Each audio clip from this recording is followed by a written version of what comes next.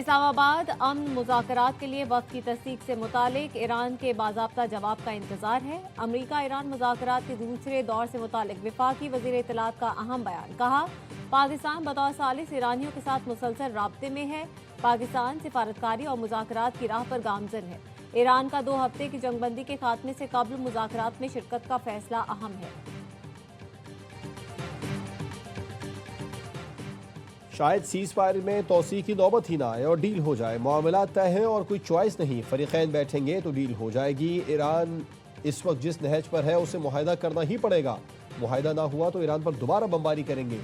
صدر ٹرمپ کا امریکی ٹی وی کو انٹرویو، کہا آبدہ ہرمز کی ناکہ بندی ایک بڑی کامیابی ہے، میں اور فوج ایران کے خلاف فوجی مداخلت کے لیے تیار ہے۔ ایران کا معاملہ بڑی ڈیل کے ساتھ ختم ہو جائے گا۔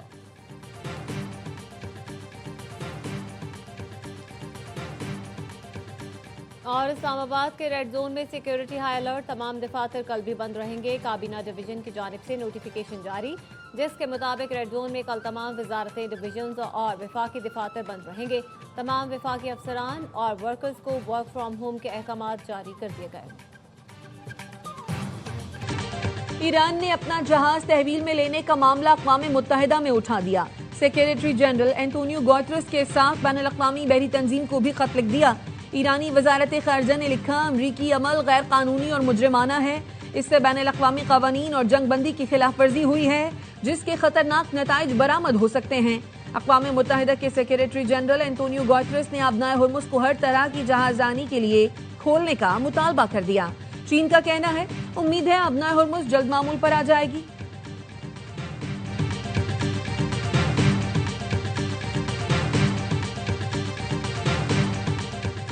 نائب وزیر اعظم اسحاق ڈار سے چینی سفیر کی ملاقات، چین نے امریکہ ایران مذاکرات میں پاکستان کی کوششوں کی حمایت کر دی۔ چینی سفیر نے کہا، پائیدار امن و استحکام کے لیے پاکستان کی کاوشیں قابل تحسین ہیں۔ نائب وزیر اعظم اسحاق ڈار کا مصری وزیر خارجہ بدر عبدالعاطی سے ٹیلی فونک رابطہ۔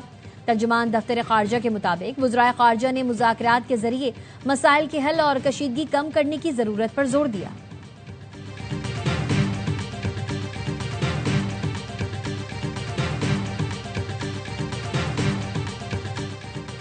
مشرق وسطی میں جنگ بندی کے لیے روس پاکستان سے رابطے میں ہے۔ امریکہ ایران بات چیت میں پاکستان کے مثبت کردار کو قدر کی نگاہ سے دیکھتے ہیں۔ پاکستان میں تعینات روسی سفیر البرٹ خوریف کا روسی اخبار کو انٹرویو، کہا مذاکرات کے لیے سازگار ماحول فراہم کرنے میں پاکستان کا کردار قابل قدر ہے۔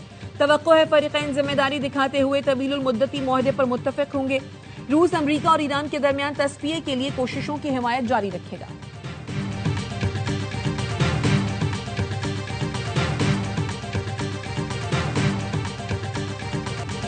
تعریف وہ جو دشمن کرے، بھارتی صحافی اور تجزیہ کار فیلڈ مارشل سید عاصم منیر کے گن گانے لگے۔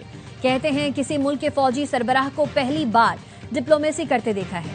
فیلڈ مارشل اگر خطے اور دنیا کے لیے اچھے کام کر رہے ہیں تو اسے منفی نہیں مثبت لینا چاہیے۔ بھارتی تجزیہ کار کا کہنا تھا، سید عاصم منیر پہلے آرمی چیف ہیں جن کے ساتھ صدر ٹرمپ ناشتہ اور لنچ کرتے ہیں۔ ٹرمپ نیٹو پر کم، فیلڈ مارشل پر زیادہ بھروسہ کرتے ہیں۔ امریکی صدر فیلڈ مارشل کو اپنا بہترین دوست کہتے ہیں۔ ایک اینکر نے کہا، ایسا لگتا ہے صدر ٹرمپ جے ڈی وینس نہیں، عاصم منیر سے مشورہ لیتے ہیں۔ بھارتی تجزیہ کار نے اعتراف کیا، پاک آرمی کو پتا ہے امریکہ اور سی آئی اے کو کیسے ڈیل کرنا ہے۔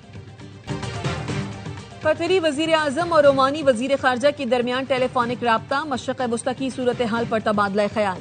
ایران امریکہ ثالثی کی کوششوں کو جاری رکھنے کی اہمیت پر زور دیا۔ قطری وزیر اعظم نے کہا، تمام فریقین کے لیے ثالثی کی کوششوں کا جواب دینا ضروری ہے، اس سے بحران کو مذاکرات کے ذریعے حل کرنے کی راہ ہموار ہوگی۔ مذاکرات سے پائیدار معاہدے تک پہنچا جا سکے گا جو کشیدگی کو روکے گا۔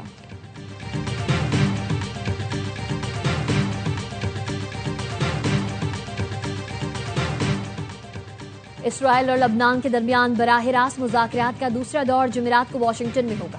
دونوں ممالک کے درمیان پہلا باضابطہ اجلاس گزشتہ منگل کو ہوا تھا۔ غیر ملکی خبر ایجنسی کے مطابق لبنانی صدر کے دفتر سے جاری بیان میں کہا گیا ہے، مذاکرات کا مقصد تنازع پر مبنی کارروائیوں کا خاتمہ، جنوبی لبنان سے اسرائیلی انخلا اور بین الاقوامی سرحدوں کے مطابق لبنانی فوج کی تعیناتی ہے۔ بیلجیم کی لبنان میں اسرائیلی کارروائیوں کی مذمت، وزیر خارجہ نے کہا، اسرائیل کی لبنان میں کارروائیاں ناقابل قبول ہیں۔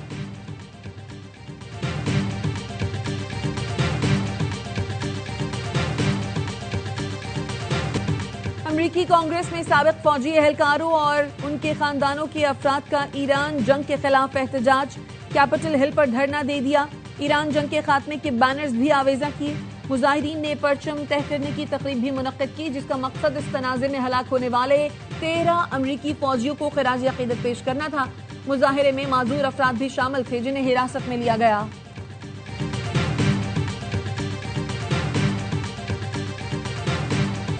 برطانیہ کی 12 جامعات نے فلسطین کے حامی طلباء کی جاسوسی کے لیے سیکیورٹی فرم کو لاکھوں پاؤنڈز کی ادائیگیاں کی۔ الجزیرہ اور لبرٹی انویسٹیگیٹس کی تحقیقات کے مطابق فلسطین کے حامی طلباء اور ماہرین تعلیم کی خفیہ نگرانی کے لیے 4,40,000 پاؤنڈز ادا کیے تاکہ احتجاجی سرگرمیوں کی نگرانی کی جا سکے۔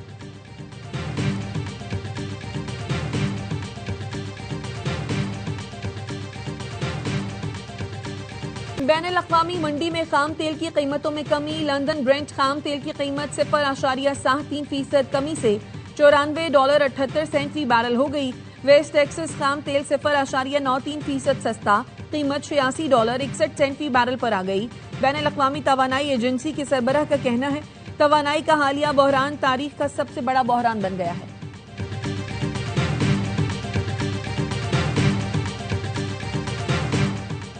وزیر اعظم شہباز شریف کی زیر صدارت اجلاس پبلک پرائیویٹ پارٹنرشپ اتھارٹی کے نظام کو مزید مربوط بنانے کی اصولی منظوری دے دی۔ P3A اب نجکاری ڈویژن کے تحت کام کرے گی۔ وزیر اعظم نے کہا پبلک پرائیویٹ پارٹنرشپ سے منصوبے شروع کرنے کے لیے وزارتوں کی استعداد بڑھائی جائے، منصوبوں کو وزارتوں کی کارکردگی جانچنے کے پیمانے کا حصہ بنایا جائے۔ وزیر اعظم کی نئے منظور شدہ نظام پر عمل درآمد کی رفتار تیز کرنے کی ہدایت۔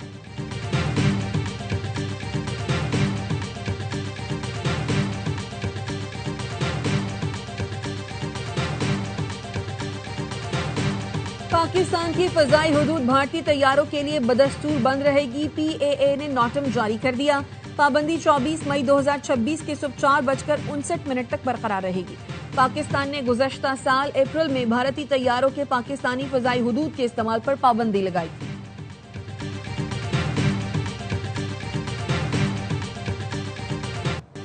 سعودی عرب سے پاکستان کو مزید $1 ارب کے فنڈز موصول ہو گئے۔ اسٹیٹ بینک نے تصدیق کر دی۔ سعودی عرب کی جانب سے 15 اپریل کو $2 ارب پہلے ہی موصول ہو چکے ہیں۔ سعودی عرب سے موصول رقم $3 ارب کے ڈپازٹ کی دوسری قسط ہے۔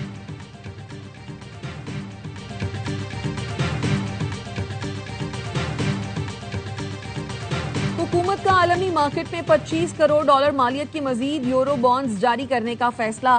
وزارت خزانہ کے ذرائع کا کہنا ہے یورو بانڈز کا مجموعی طور پر اجرا $1 ارب یا اس سے بڑھ سکتا ہے۔ ضرورت کے مطابق رواں مالی سال کے آئندہ 2 ماہ کے دوران ہی مزید بانڈز کا اجرا ہوگا۔ مزید یورو بانڈز جاری کرنے پر شرح منافع 7% سے کم ہوگا۔ بانڈز کا اجرا پاکستان کی عالمی بانڈ مارکیٹس میں موجودگی کو مضبوط بنائے گا۔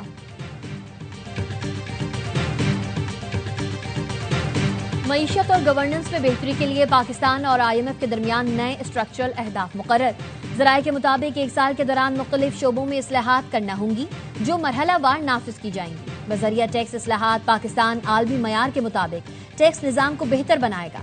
پیپرا قوانین میں ترمیم سے شفافیت اور مسابقت کو فروغ ملے گا۔ گورننس میں بہتری کے لیے قومی احتساب بیورو کے قانون میں ترمیم کی جائیں گی۔